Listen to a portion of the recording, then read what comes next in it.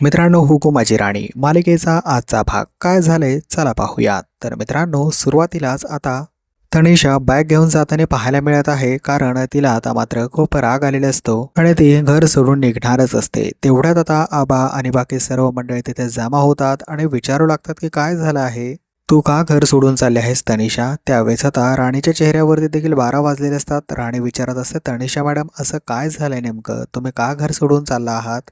तर आता इंद्रा देखील प्रचंड घाबरलेले असतो. मित्रांनो, इंद्राला असं वाटतं की आता ही सगळं सांगते की काय. त्यावेळेस आबा आता तिला ठणकावून विचारत असतात की बाळा, तुला काय झालंय, कोणी काही बोललंय का, का घर सोडून चालली आहेस तू, असं का करत आहेस.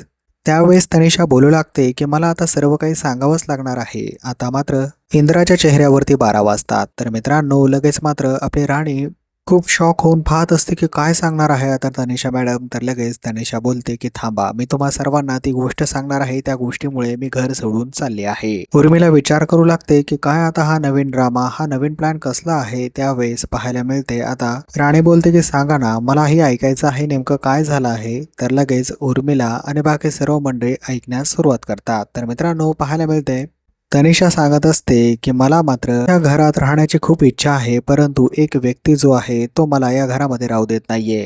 त्याचं म्हणणंच नाहीये की मी घरामध्ये राहावं. तर मित्रांनो, लगेच मात्र सर्व विचारतात की तो व्यक्ती कोण आहे. तनिषा सांगते की तो व्यक्ती दुसरा तिसरा कोणी नसून इंद्राच आहे. तर मित्रांनो, इंद्राचं नाव घेतल्यानंतर लगेच आता त्याला धक्काच बसतो. चक्क त्याने आता चेहऱ्याला हात लावलेला असतो आणि त्याच्या डोक्यात तर याच टेन्शनमध्ये आता इंद्रा जो आहे गप्प उभा राहिलेला असतो. परंतु तनिषाचं तोंड आता मात्र काही थांबत नसतं. तनिषा बोलत असते की त्याने मात्र काय केले आबा, तुम्हाला सांगू का. त्याने ऑफिसमधल्या सगळ्या वर्करांना 24 घंट्याची शिफ्ट लावली आहे. 24 आवर्स त्यांना काम तो आता करून घेणार आहे. आणि याचं कारण तुम्हाला माहिती आहे का आबा, त्याला मात्र माझे पैसे फेडायचे आहेत. त्यामुळे तो हे सर्व खटाटोप करत आहे. जर त्याला एवढा त्रास होतोय माझा, तर मी या घरात का राहू. आबा बोलतात की कधी त्याने हे सर्व केलं, मला तर माहित नाही. त्यावेळेस लगेच मात्र आता तनिषा पुन्हा एकदा बोलू लागते की आबा, त्याने जस्ट नवीन मीटिंग घेतली आणि हा निर्णय देखील सर्वांना सांगितला. त्यामुळे मला असं वाटतंय की मी इंद्रा आणि सर्व स्टाफला खूप प्रेशराईज करत आहे. त्यामुळे मी निघूनच जाते या घरातनं. माझा काय उपयोग आहे, मी मदत म्हणून ते पैसे दिले होते ना. तर आता मात्र इंद्राला असं वाटतंय की ते पैसे कसे मी फेडू आणि हिला इकडनं पाठवून देऊ. त्यावेळेस आता लगेच तनिषा जे बोलत असते, मालती आंटी, मी कधी म्हटलंय का त्याला की माझे पैसे देऊन टाक आणि माझे पैसे घेतल्याशिवाय मी जाणार नाही. तर मालती देखील आता समजावून सांगत असते इंद्राला, परंतु इंद्रा काही एक बोलत नसतो. मित्रांनो, इंद्रा आता गप्प तिकडे उभा असतो. त्याला काही एक बोलायची इच्छा नसते, कारण त्याला माहित असतं की जाणून बुजून हे हा सर्व प्रश्न इकडे काढत आहे. तर मित्रांनो, आता पाहायला मिळते की इंद्रा जो आहे तो आता संकटात सापडला आहे. त्याला असं वाटत आहे की आता तनिषा आणखी काय खेळी खेळते आणि घरच्यांना कसं आपल्या ताब्यात घेतीये. त्यावेळेस तो आता विचारातच पडलेला असतो. तर आता तनिषा बोलत असते की जर इंद्रा बोलला की इकडे तू राहा, तरच मी राहणार. आता इंद्रा मात्र मित्रांनो काहीही बोलण्यास तयार नसतो. तर सगळेजण त्याला फोर्सही करत असतात. तनिषा पुन्हा एकदा बोलते, पहा इंद्रा काहीच बोलत नाहीये, त्यामुळे इंद्राच्या मनातच नाहीये की मी इथे राहावी, मी जातेच. आता मात्र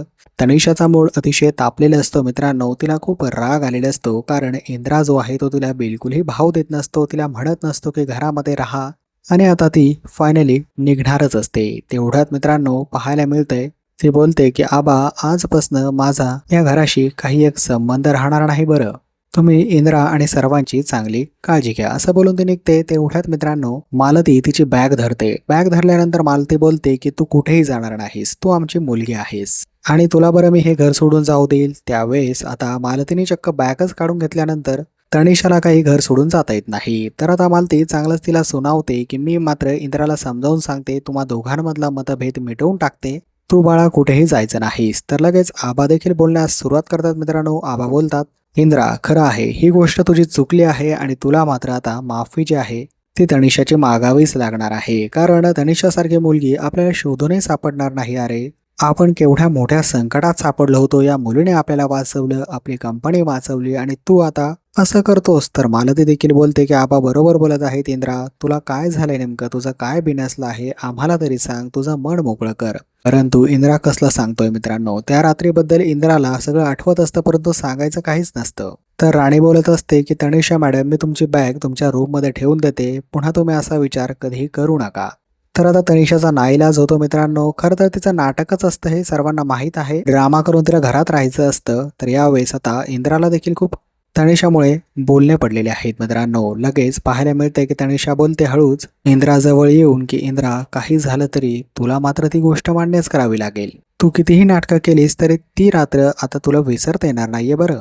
असं बोलून त्याला हळूच ती त्रास देऊन निघून जाते मित्रांनो आणि बिचारा इंद्राच्या डोक्यात ती गोष्ट अजूनही भिनभिनत असते. पाहायला मिळते रात्री आता राणी बोलत असते की सर थांबा, मी तुमच्या डोक्याला छान तेल लावून देते म्हणजे तुमचं डोकं शांत होईल आणि तुम्हाला शांत झोपही लागेल. तर लगेच आता राणीने त्याच्या डोक्याची मालिश करण्यास सुरुवात केलेली असते. तेवढ्यात मात्र आता मेसेज येतो इंद्राच्या मोबाईलवरती, तोही तनिषाचा, आणि त्या मेसेजमध्ये लिहिलेलं असतं की त्या रात्रीबद्दल मी आता राणीला सांगू का इंद्रा. असं बोलल्यानंतर लगेच आता इंद्राला खूप मोठं टेन्शन येतं. त्याच्या डोक्यात खूप सारा राग जातो. तर आता राणीला खूप राग येत असतो. सारखाच मोबाईल घेऊन इंद्रा काहीतरी करतोय मोबाईलमध्ये. राणी त्याचा मोबाईलच काढून घेते. राणी बोलते की काय सर तुम्ही सारखंच मोबाईलमध्ये डोकं घालताय, शांत व्हा जरा. त्यावेळेस आता मोबाईल काढून घेतल्यामुळे इंद्रा भरपूर चिडतो राणीवरती. राणीला नको ते बोलतो आणि मात्र राग रात्री झोपून घेतो.